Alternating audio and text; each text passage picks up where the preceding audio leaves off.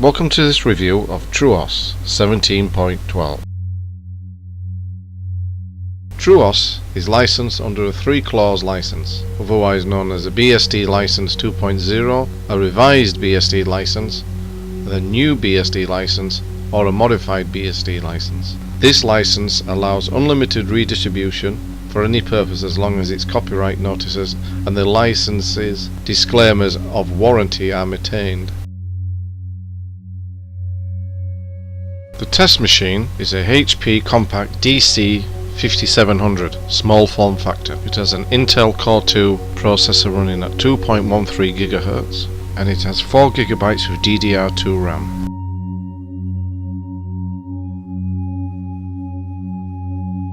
TrueOS is available for the AMD 64 platform and the ARM v7 platform. So what is TrueOS? TrueOS is a Unix-like desktop-oriented operating system built upon the latest release of FreeBSD Current. Unlike the other releases of FreeBSD Stable, Current has more bleeding-edge software. Created in 2005 by FreeBSD developer Chris Moore, which was then known as PCBSD. The default desktop is Lumina, a made-from-scratch desktop environment built from the foundations of Fluxbox, so it's very lightweight.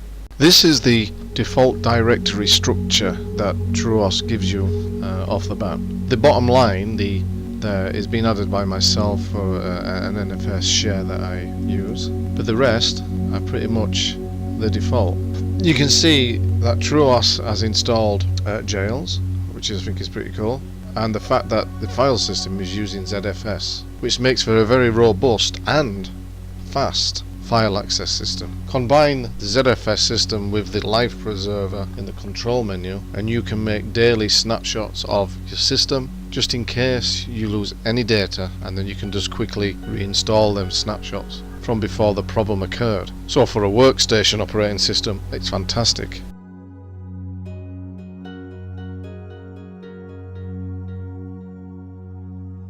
I'm not going to go over about which programs or applications are installed on TrueOS, because it really is quite easy just to go into the app cafe and install whichever programs you want. In a similar manner, I'm not going to wax lyrical about the icons on the wallpapers, because also there it's a trivial matter of getting your own and customizing the look.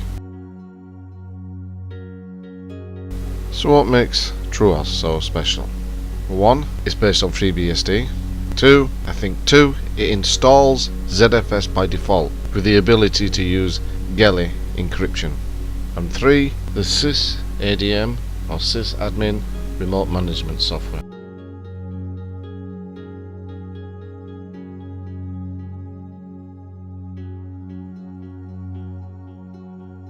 It's worth noting, as default on TrueOS, there's a small running application on the taskbar called sysadmin or sysadmin. It's a small application client to allow the remote management of any FreeBSD TrueOS desktop or TrueOS server system. They can be managed either locally or remotely. Remote management is done via a secure connection from any operating system with the sysadmin application installed. So the sysadmin client is built into TrueOS, but downloadable packages for the other operating system are available from the sysadmin website. So you could actually install it into Windows and macOS and administrate them from your TrueOS workstation, and vice versa. For security, sysadmin does not allow for remote access to the system. You have to set that up. And as you can see, you have your certificates, your SSL configuration. You can create a new certificate, put your email address and your certificate nickname, and it just lets you generally set your client up to access a remote system.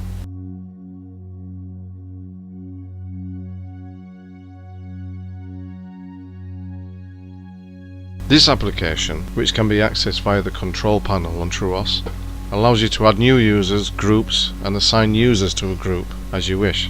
If you take a look at the Groups tab, you will notice a wheel group. You may also notice that the user you created when installing the system is a member of the wheel group.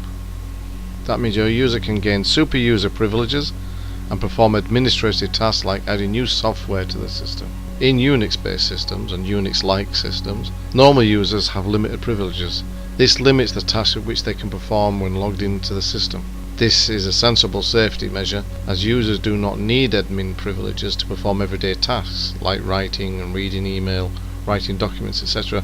But from time to time, certain administration tasks need to be given higher privileges, and in those cases there are two options. You can log in as root, which is not particularly an option you want to do, or allow a current user to gain temporary administrative privileges in order to perform that task. Only those users in the wheel group are authorized to become super users. So you could assign certain people who you knew and trusted to be admin for your system. The Task Manager is a simple application that lists the memory, the CPU usage, and the processes execute in the system, and the processes currently running in the system. It also offers the possibility to kill any misbehaving process. The Task Manager allows you to see if any process is consuming too much resource. It's a simplified GUI version of the command line top, of course. The Service Manager allows us to start and stop services, and to set which service should be given automatic runtime privileges. It's worth noting that if we try to disable some critical services from this graphical interface, we won't be able to do so, as they are currently running and essential to the system operation. The Firewall Manager allows us to open ports so that remote applications can access your system, or will enable you to close some ports if you so wish. By default, the TrueOS firewall is up and configured, ready to run. The ports close to external access, but at the same time allowing access outwards. If we want to open a port and we want other computers to remotely access the port, we can do it by either selecting a service in the Find by Service drop down, which will open the port associated to the service, or by manually inserting the port into the number type form. So you type in the number down there, the protocol wanted, and click there to open. If you want to close that port, highlight it and just simply close port. You can also turn off the entire firewall using this small menu at the top, start, restart and stop, but you really want to leave it on. Whereas FreeBSD really traditionally installs its software via the command line, TrueOS has its own package manager called App Cafe. It allows us to search the TrueOS repository for pre-compiled binaries of software to install and install it along whatever dependencies it needs. We can browse the available software by categories or just by searching for the name. When we select a software for installation, we can see the progress of the installation procedures in the Pending tab. In that tab we can see the status, if the installation is finished or not, the time it started and the time it finished.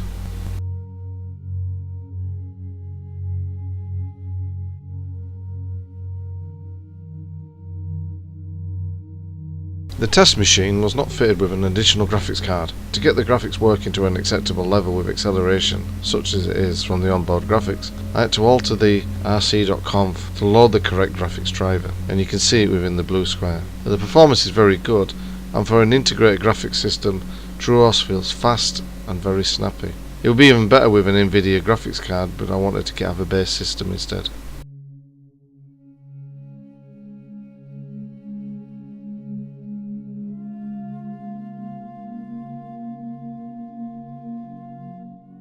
Here's a memory usage information for my TrueOS system after a normal day's use. The computer was switched on at 8 AM in the morning and switched off at 9 PM at night. That's roughly 13 hours of constant use. I couldn't detect any memory leakages, and memory usage was in line by what I was expecting.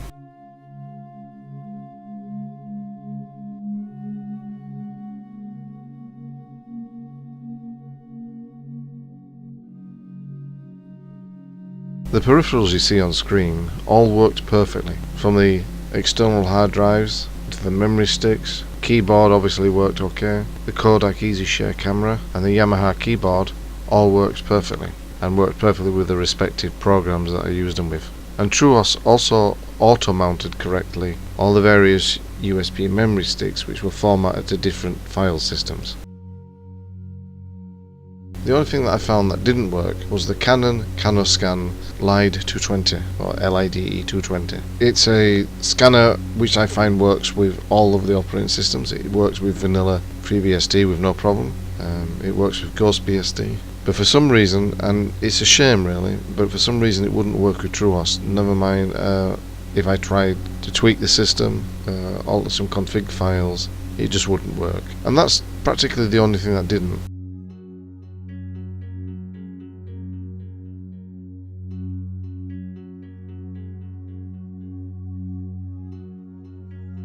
Normally when I see reviews of Linux, I see that people who are reviewing it concentrate on a particular flavour of Linux, say for instance Ubuntu Mate or Ubuntu XFCE. But in my opinion, it's the operating system you should be reviewing, and normally I disregard the attention given to the desktop environment because any others can be loaded up. But in the case of TrueOS, the developers, because the main developer of TrueOS is the same developer who developed Lumina, they are very much integral to each other, and so really to review TrueOS would require you to make a quick review of Lumina as well. That's not to say that you can't install other desktop environments or window managers, but as the TrueOS developers say, they can't guarantee that everything will work as it should when they concentrate on Lumina, which is integrated so smoothly into TrueOS.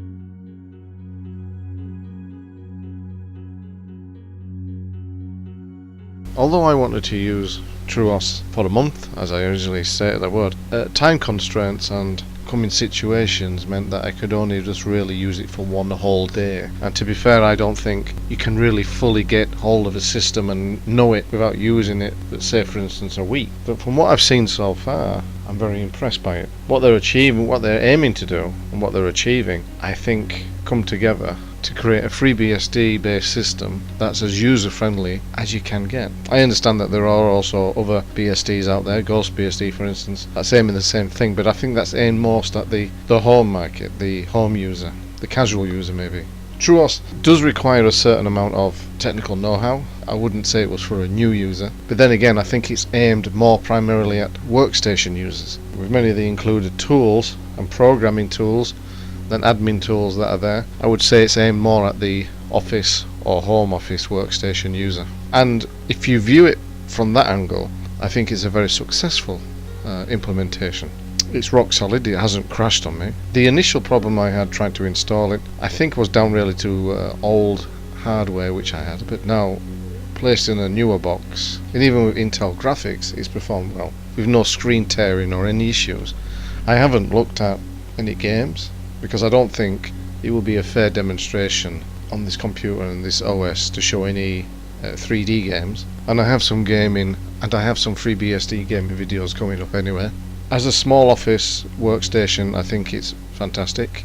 As a home office workstation, I think it's fantastic. A home user with experience of computers and Linux would feel at home with this. With it being 64-bit only, I think that's brilliant. It was one of the first operating system vendors to turn fully to 64-bit. As regarding hardware compatibility, everything that I said in the previous small review of TrueOS still stands up. The memory usage to me is not an important issue on a system with 4 GB or more, but it's very efficient, as again as it was in the overview of the TrueOS operating system I did earlier. It's very impressive. There are reviews out there by Linux-based reviewers who load up the ISO of TrueOS into a virtual machine, then they lay into it by describing how slow it is, not understanding that by default ZFS has been installed, and so probably there's a certain amount of delay going on with the fact that the virtual machine is struggling with the ZFS file system. They also perhaps don't understand the point of Lumina.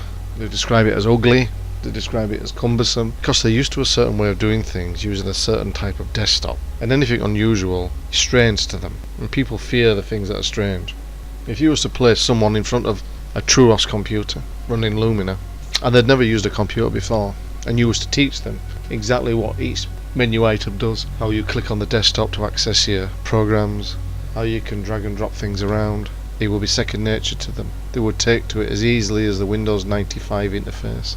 So I think IX Systems, which sponsor the TrueOS operating system, and Chris Moore, who helped develop it, I think they've done a fantastic job. I think TrueOS has its own place, has its own niche. I personally use FreeBSD and then install a window manager on top. But for those who don't want to, who hasn't got the time, I think TrueOS fits the bill. It installs ZFS straight away. It will encrypt your home folder if you want it to. It installs jails. It does it all for you. Them things are obviously quite capable of being done on a vanilla FreeBSD system. But like I said, if you don't got the time or the inclination, this will do it for you. A fantastic operating system, highly recommended. Not to be used by people with no experience of Linux, or more crucially no experience of BSD, but for a home office, server, workstation, TrueOS really does fit the bill. Highly recommended. And you may see reviews online about people who dislike TrueOS. Ill-informed people, I think, who haven't really tried it, who only used it for half an hour in a virtual machine. I would recommend that they try it again. Put it on a spare machine and use it. Anyway, thank you for watching this review. If you like this video, please press like, so I know that I'm doing it right. And if you don't want to miss any further videos, if you like it, then please consider subscribing so you don't miss any further videos in the future. Not all videos will be as long as this, and not all videos will have me rambling on. It really does make a difference when I get feedback on the videos I make, whether that's actual comments or the like, because I know that I'm doing it right. Anyway, thank you for watching.